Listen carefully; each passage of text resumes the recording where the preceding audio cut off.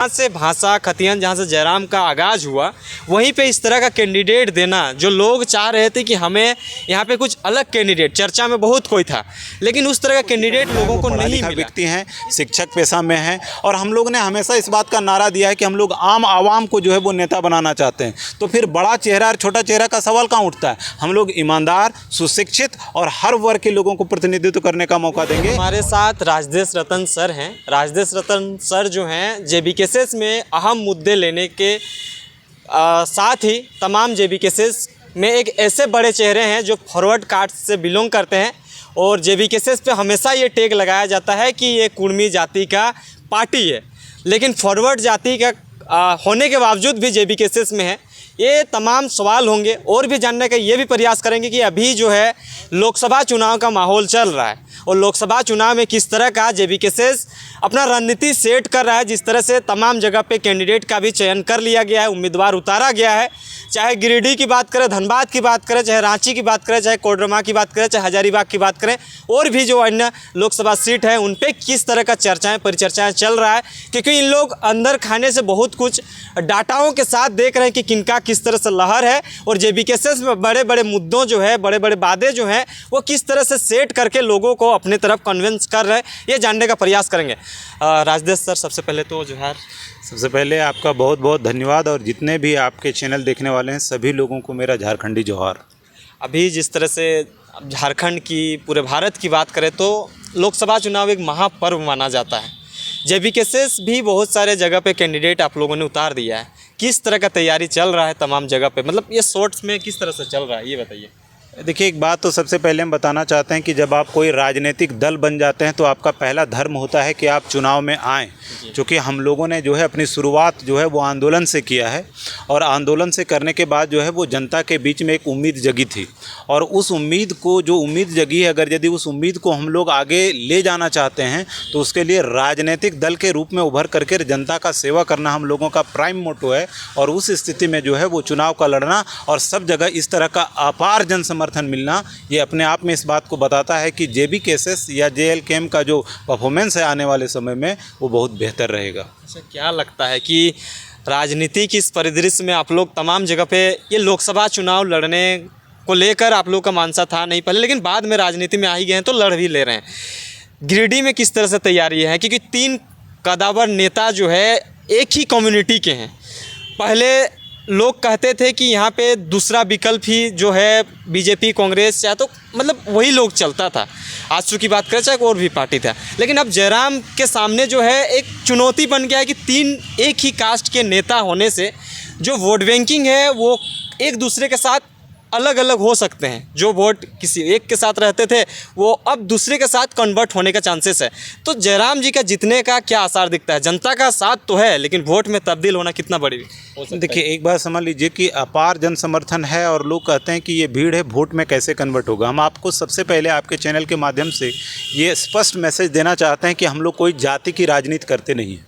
दूसरी बात आपको ये बताना चाहते हैं कि आपने कहा कि एक कम्युनिटी से 3 नेता जो हैं कद्दावर वहाँ पर खड़ा हुए हैं, तो हम लोग इस सिर्फ भरोसे पर नहीं खड़ा हुए हैं कि हम लोगों को किसी एक कम्युनिटी का वोट मिले। हम ये सारे जनता से अपील करते हैं कि हम लोगों ने जाति पाति का जो भेदभाव था उसको, उस बैरियर को तोड़ करके हम लोगों ने झारखंडियत की बात करी है, और आप लोग सारे लोग जो हैं वो इस मुद्दे को उठाइए और हम लोगों को वोट और समर्थन दीजिए। ऐसा इसलिए कह रहे हैं क्योंकि अगर यदि 20-25 साल के इस इतिहास में एक बड़ा आंदोलन हुआ और कोई व्यक्ति झारखंडियत के नाम पर आप लोगों को वोट मांग रहा है, अगर यदि आप लोगों ने उस वोट को नहीं दिया तो इसका ये मतलब हो गया कि आने वाले समय में अच्छे कारणों के कारण जो है वो कोई आवाज़ उठाएगा नहीं, और तब जो है वो झारखंडियत की आवाज़ जो है वो हमेशा जिस तरह से आज 23 साल से दबी हुई है वो दबी हुई रहेगी। हम आपको स्पष्ट रूप से बता देते हैं कि जयराम जी को न सिर्फ कुर्मी का वोट मिलेगा बल्कि सवर्णों का बहुत बेहतरीन वोट मिलेगा उनको। साथ में आपको ये भी बताना चाहते हैं कि हम लोगों का माइनॉरिटी का सपोर्ट भी जो है वो बहुत अच्छा है,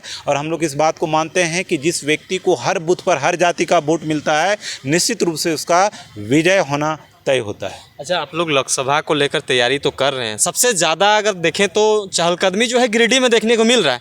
मतलब तमाम जो लोकसभा सीट आप लोग फाइट कर रहे हैं उसमें मतलब किस तरह का रेशियो बना हुआ है, मतलब कितना लगता है कि सब सीटों पे हम लोग अपना विजय हासिल कर सकते हैं? मतलब चहलकदमी कहाँ सबसे ज़्यादा और मतलब किस तरह से चल रहा है? नहीं, निश्चित रूप से ये बात माना जाएगा, क्योंकि झारखंड में अगर यदि आप कहिए कि हम लोगों ने जो जेबी केसेस एक समूह के रूप में बाद में जेएल कैम्प हम लोगों ने बनाया, तो उसके केंद्रीय सचिव हमारे जयराम महतो जी हैं, और जहाँ से वो चुनाव लड़ेंगे उसका महत्व है ही। साथ में आज इस बात को मान लीजिए कि झारखंड में हमको लगता है कि धोनी, महेंद्र सिंह धोनी के बाद अगर यदि कोई बड़ा चेहरा पॉपुलर हुआ है तो झारखंड में एक साथ तो वो महेंद्र सिंह धोनी के बाद जयराम जी ही हैं। तो निश्चित रूप से मीडिया का अटेंशन है, लोगों का अटेंशन है, लेकिन इन चीज़ों के ऊपर आपको हम बताना चाहते हैं कि लोग उम्मीद भरी निगाहों से हम लोगों की तरफ देख रहे हैं। और ये भीड़ जो आप देख रहे हैं, ये कोई पैसे की भीड़ नहीं है, शराब की भीड़ नहीं है, माने मुर्गा की भीड़ नहीं है, ये भीड़ है उम्मीद की। लोगों को लगता है कि जिस तरह से पिछले 5 साल में उनको ठगा गया, इसके अलावे भी जो भी वहाँ पर जीत रहे थे, बाहर से रविंद्र पांडे आकर के जीत रहे थे, वो भी ठग रहे थे। अब पहली बार ऐसा हुआ है कि आप समझिएगा कि रामगढ़ से यहाँ से प्रत्याशी गए, वहाँ पर चुनाव जीत करके आए, अपने समूह का वोट लिए और बीजेपी का भी समर्थन था, वोट लिए, लेकिन 5 साल में ठेकेदारी और पैसा कमाने के अलावे उन्होंने कुछ भी नहीं किया। जनता में, हर कम्युनिटी के लोगों में ये एक तरह का आक्रोश है, और हमको पूरा भरोसा है वो आक्रोश जो है वो सारा कुछ समर्थन में तब्दील होगा, वो भी जेबी केसेस का और जयराम महतो जी का। आप कोडरमा लोकसभा का जो है प्रभारी भी हैं, किस तरह का तैयारियां हैं? आपका जो प्रत्याशी मनोज यादव जी हैं, किस तरह से तैयार हैं वहाँ पे फाइट करने को लेकर? देखिए, कोडरमा को लेकर के हम लोग बहुत आश्वस्त हैं, चूँकि कोडरमा में बहुत अच्छे तरीके से जो है वो कैंपेनिंग का काम चल रहा है, जन जन तक लोग पहुँच रहे हैं। खुद कैंडिडेट भी जो हैं वो सब जगह अपार समर्थन का, जहाँ जहाँ जा रहे हैं हम लोगों को अपार समर्थन मिल रहा है। सारे जितने भी प्रत्याशी के अलावे जो भी हमारे जेबी केसेस के सदस्य हैं, पदाधिकारी हैं, वो लोग अपने बूथ लेवल तक प्रयास कर रहे हैं, और हमको पूरा उम्मीद है कि हम लोग कोडरमा में भी जो है वो सकारात्मक रिजल्ट की ओर जाएंगे। अच्छा रतन सर, एक चीज़ आप लोग के पार्टी में ये देखने को मिल रहा है कि रांची लोकसभा में कुछ अलग माहौल बना हुआ है। एक साइड से लोग वोट के साइम पैसा लेकर वोट देते हैं, लेकिन आपके रांची लोकसभा का जो प्रत्याशी देवेंद्र नाथ महतो हैं, वो चावल लोगों से ही ले रहे हैं, घर घर जाकर पैसे ले रहे हैं। तो ये किस तरह का राजनीति है? देखिए, हम लोगों ने पहले भी कहा था कि लोग कहते हैं कि नोट पर वोट बिकता है। हम लोग पहले कहे थे कि इस बार नोट भी हम लोगों को दिया जाएगा और वोट भी हम लोगों को दिया जाएगा। निश्चित रूप से देवेंद्र नाथ महतो ज़मीनी नेता रहे हैं। आप देखें कि छात्र आंदोलन को लेकर के कितना सतर्क रहे हैं, कितना सैकड़ों केस उनके ऊपर है, और ज़मीन से जुड़ा हुआ व्यक्ति रहे हैं। हमको लगता है कि जिस तरह का अपार समर्थन हम लोगों को रांची में मिल रहा है, निश्चित रूप से रांची सीट फतेह होगा। और न सिर्फ वहीं पे हम लोगों को, आप हजारीबाग की बात कर लीजिए, संजय मेहता हैं, उनको भी जो है वो पैसे जनता जो दे रही है। साथ में जयराम जी की बात करें तो जयराम जी को भी हर माने पूरी तरह से आर्थिक रूप से समर्थन हो, वोट के रूप में समर्थन हो, खाने पीने के रूप में समर्थन। यहाँ तक कि समझिए कि कई लोग गिरिडीह में ऐसे हैं जो लोग अपना घर जिनके पास है वो खाली पड़ा हुआ, वो बोलते हैं कि अगर यदि आप लोगों के इस्तेमाल में आता है तो बेझिझक आप लोग इसका इस्तेमाल करिए और यहाँ रह करके आप लोग अपना कैंपेनिंग करिए। तो जन समर्थन अपार है, अगाध है, और हम लोगों को इस तरह का समर्थन जो मिला है इसके लिए हम लोग जनता का सहृदय आभार व्यक्त करते हैं। अच्छा, कोडरमा के अंदर राजदरबार जो क्षेत्र पड़ता है उसका विधायक आप भी हो सकते हैं, भावी आप कह सकते हैं। तो उसमें जो बड़े बड़े नेता हैं जैसे बाबूलाल जी हैं, और आप लोग कोडरमा सीट को फाइट भी कर रहे हैं, किस तरह से टैकल करिएगा? वो तो बीजेपी के समर्थक हैं, बीजेपी के अभी प्रदेश अध्यक्ष बन गए हैं, वो लोग एड़ी चोटी एक कर देंगे, कैसे तैयार हैं वहाँ पे? देखिए, चुनाव लड़ने को लेकर के तो अपना जो हम लोगों का केंद्रीय कार्यकारिणी समिति होता है उसका डिसीजन होता है, लेकिन जहाँ तक बात रहा राजधनवर से चुनाव लड़ने की या फिर बाबूलाल के खिलाफ चुनाव लड़ने की, जब आप चुनाव लड़ने जाते हैं, जब किसी परिवर्तन की बात करते हैं, बदलाव की बात करते हैं, तो निश्चित रूप से जनता भी आपके साथ आती है। वो जिस तरह से बाबूलाल का छद्म भेस रहा है कि उन्होंने इससे पहले जो है वो माइनॉरिटी का वोट लिया, और माइनॉरिटी का वोट लेने के बाद जो है वो जब पाला बदलने की बात आई तो पाला को बदल लिया, और उन्होंने इस्तीफा भी नहीं दिया। तो एक कम्युनिटी के साथ उन्होंने धोखा किया। निश्चित रूप से लोगों में निराशा है।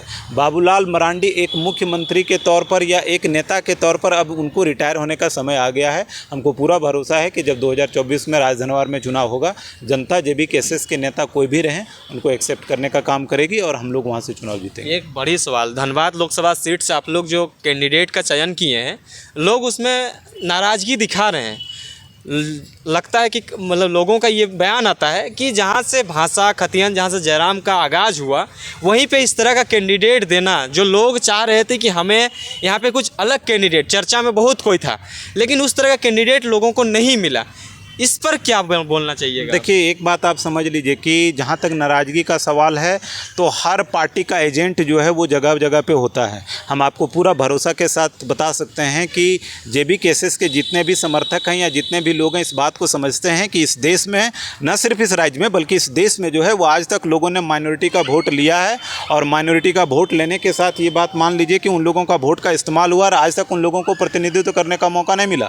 मैं आपको बताना चाहता हूँ कि इंडिया गठबंधन की बात कर लीजिए, जिनके साथ माइनॉरिटी है, पूरे झारखंड में अभी तक कोई भी ऐसा लोकसभा सीट नहीं है जहां पर एक भी कैंडिडेट को खड़ा किया गया है। तो हम मानते हैं कि हम लोगों ने एक सामाजिक न्याय का उदाहरण दिया है, और उस सामाजिक न्याय के अंदर जिस व्यक्ति को टिकट मिला है वो पढ़ा लिखा व्यक्ति हैं, शिक्षक पेशा में हैं, और हम लोग ने हमेशा इस बात का नारा दिया है कि हम लोग आम आवाम को जो है वो नेता बनाना चाहते हैं। तो फिर बड़ा चेहरा और छोटा चेहरा का सवाल कहाँ उठता है? हम लोग ईमानदार, सुशिक्षित और हर वर्ग के लोगों को प्रतिनिधित्व करने का मौका देंगे, और इस स्थिति में जिस कैंडिडेट का चुनाव किया गया है वो कैंडिडेट उपयुक्त है। हम सभी जनता से अपील करते हैं हाथ जोड़ करके कि भाई आप उनका समर्थन करिए, आप उनको धनबाद से चुनाव जितवाइए। अभी जितना लोकसभा सीटों पे आप लोग उम्मीदवार को चयन किए हैं, कितना लग रहा है कि कितना % जीत होने का आसार है आप लोगों में, कितना सीटों पर? देखिए, हम बहुत ज़्यादा मैंने बड़बोलापन मेरे अंदर नहीं है, लेकिन हम मान करके चल रहे हैं कि हम लोग 3-4 सीट ऐसे हैं जहां पर हम लोग अपना जीत दर्ज कर सकते हैं, और ये आने वाले समय में बता सकते हैं कि इससे ज़्यादा बढ़ सकते हैं, लेकिन मिनिमम हम लोग ऐसा समझते हैं कि 14 सीट में कम से कम 4 सीट ऐसे हैं जिन सीटों पर सुनिश्चित होकर के और बहुत निश्चिंत हैं हम लोग कि हम लोग यहाँ पर विजय होंगे। अच्छा, हजारीबाग में किस तरह का माहौल है? जिस तरह से हजारीबाग लोकसभा में देखें तो संजय मेहता एक नया चेहरा है, उसके साथ जो है मनीष जायसवाल होंगे, जेपी भाई पटेल होंगे, जो अभी विधायक के तौर पर हैं और अच्छे नेता भी हैं।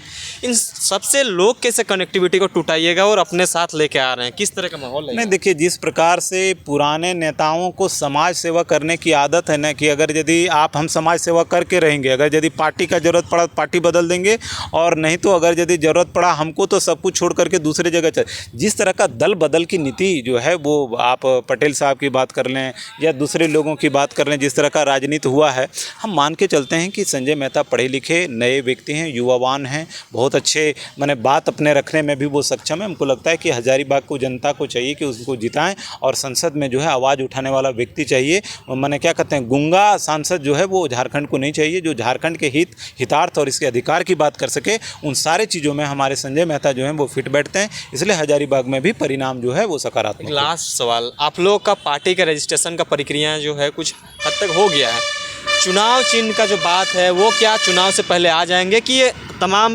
लोकसभा सीटों में अलग अलग चुनाव चिन्ह हो सकते हैं?